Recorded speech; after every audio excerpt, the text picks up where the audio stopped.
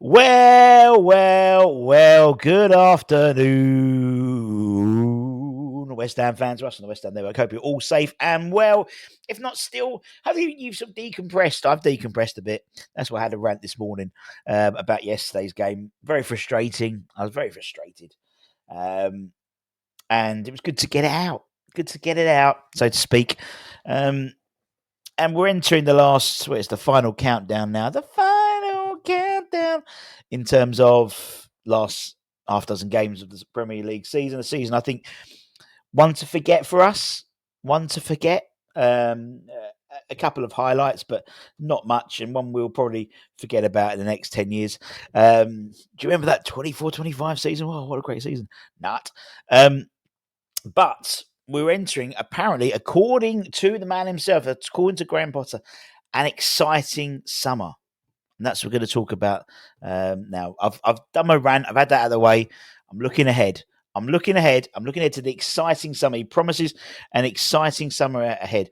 At the press conference, the pre-match press conference of the Liverpool game on Friday, he was quite saying, I don't like to speak about specific positions or things like that because as soon as you do, the market goes crazy and it becomes unhelpful for us. But we want to move towards a style of play that is recognisable. We need to think about the character of the players' personalities and how they fit into the values of the club. It is not just about the talent on the pitch, but off it too. How open they are to being here and the demands of playing for West Ham. It's going to be an exciting summer. Not my words, the words of Graham Potter. Carl McCauley has settled in really well. He enjoys working here and there's a strong feeling for the club that we all have. As I said, his kid was already in a West Ham shirt when I saw him. Little baby, bless him.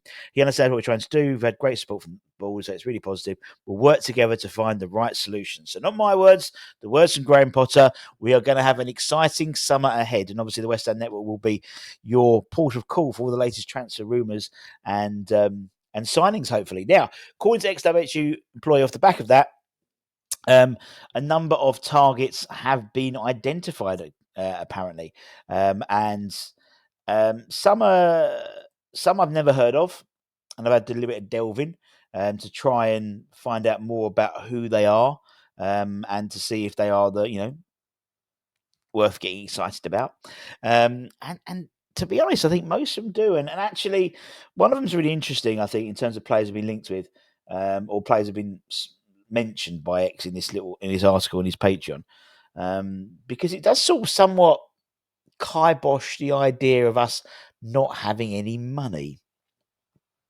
Let's start with the youngsters.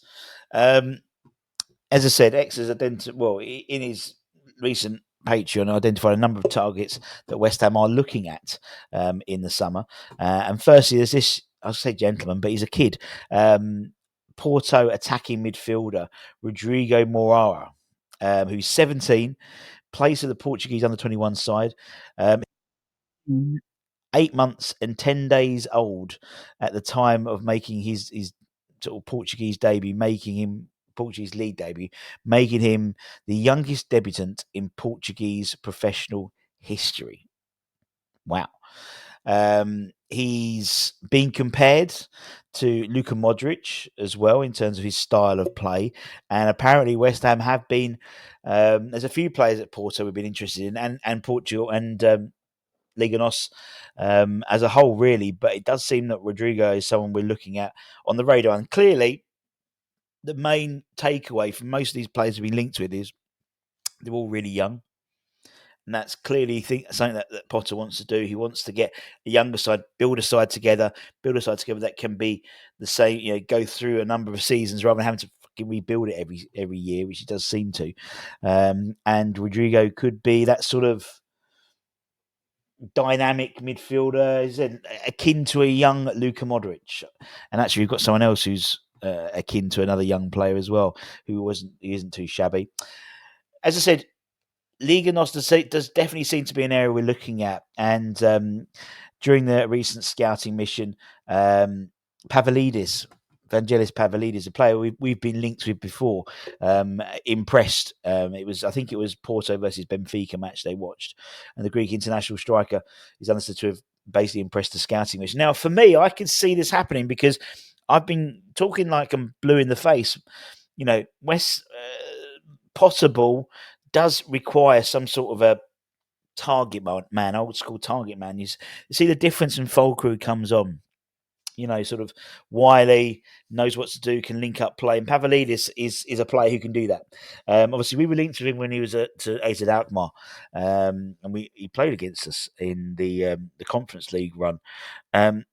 And again, not necessarily someone who's going to excite everybody in terms of him as a player, but I think he would be a useful addition to the side. I really do. We've also apparently Arthur Cabral is also still being monitored. Slightly smaller than, not massively smaller, but than Pavlidis. But I think he's more of a old school target man. I think he'd really suit the Premier League really well. The interesting one is Sami Omorodion, again from Porto. And again, it's a player we were linked with before when he was at Atletico Madrid. And he was on loan from Atletico Madrid. And Porto have got him on a really strange deal, which they got him really cheap. But the idea being, I think it's like 50% of the fee goes straight to Atletico Madrid. It's a very strange deal. Now, according to reports, according to O Jogo, which is a Portuguese newspaper, it's mentioned that he has €100 million release clause. Apparently, West Ham have inquired and offered, well, above our transfer fee, our record transfer fee, with that being obviously for Lucas Paqueta, around £60 million, and Dave basically said no. But again, I think he's 21. He's really. I mean, Pavlidis is late 20s, I believe, if not knocking on 30. But I don't think everyone we're going to buy is going to be under the age of 23, for example. There's going to have to be some sort of consistency in terms of making sure you've got some experienced players in there as well. But Samuel was a really interesting player. He's strong. He's doing really well at Porto. A number of other clubs are interested in him, as you can imagine. And for us to have inquired and given a fee, and this is, I think Gonzo mentioned it recently as well, from his senior source, and we know who the senior source usually is. To pay that for one player, or offer that for one player, you can't plead poverty elsewhere, can you? Now, I appreciate some of that is going to be due to having the assumption that maybe Kudus will be sold to fund the majority of that, or to fund that plus extra. But still, you can't plead poverty and say we've got no money. For me, it does sound like there is some money available, but they won't say. It's a classic sales technique. I would, if I ask someone what the budget is and they say it's 10,000, I'll make sure it adds up to £9,999. And that's the same here. If they say they've got a budget of 80 million, I don't know, whatever, someone picks up the phone and says it's West Ham, they know we've got money on the hip, so to speak. Now, I think a number of that is going to be added to with the sale of someone like a Kudus. I think that's pretty much not a foregone conclusion, but really how much we'll get for him. Whether we do get his release clause from the Saudi Pro League of over 120 million, or whether he stays in the Premier League, I don't know.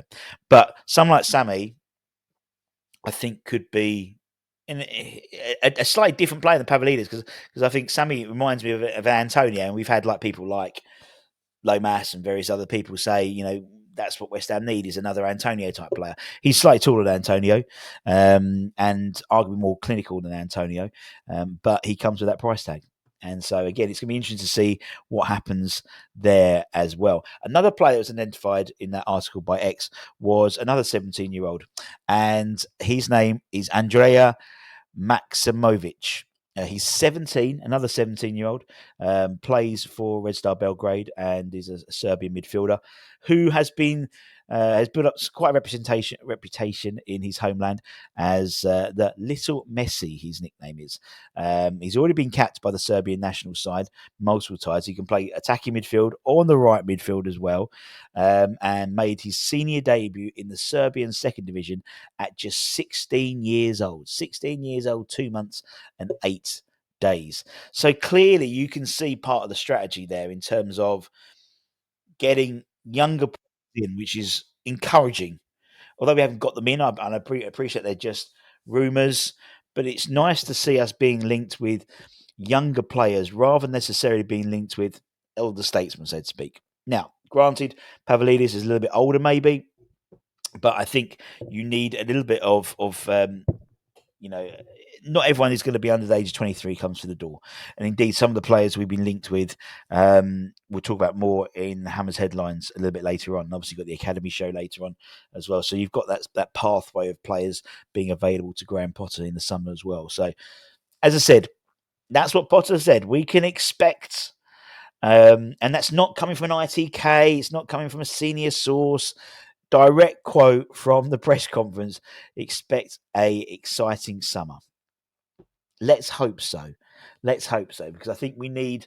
I think there's there's a pool of people who are happy for to give Potter the benefit of doubt this season.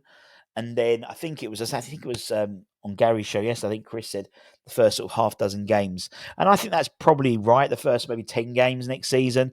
We sort of gave we gave Lopetegui, most people we gave him 10, maybe foolishly, but benefit of the doubt with a pre-season behind him as well. Maybe right, maybe 6 games. I think you could probably see where we're going. Not only sort of the results, but the style of football, how things are looking on the pitch, the players we're bringing on, the players we brought in, the players got rid of. It's going to be busy, and it's. I'm always the optimist. You know me. I'm a half glass full bloke, and more than happy to give Potter the benefit of the doubt and see what happens in the summer and see what happens at the beginning of the season. And we'll wait and see. I'm excited. I love finding. I did not have a clue about this bloke at all. So, Googling and YouTubing, and, I love all that type of stuff. And, it's good to see that obviously we've got the scouting network. We've got Maximilian Khan. We've got Carl McCauley as well. So both of them working together, identifying players with Potter, which then obviously we have to try and get over the line, which is usually the issue with West Ham. It's not a point of identifying them. We do identify them. It's getting them over the line. And that's the issue, particularly without a recognised director of football. We'll just say that. Anyway, peeps, I hope you have a great rest of the day. I'll be back for Hammer's headlines a little bit later on. Until next time, take care, stay safe, stay warm, stay humble, keep the faith. And I'll see you soon. Much love. Bye-bye.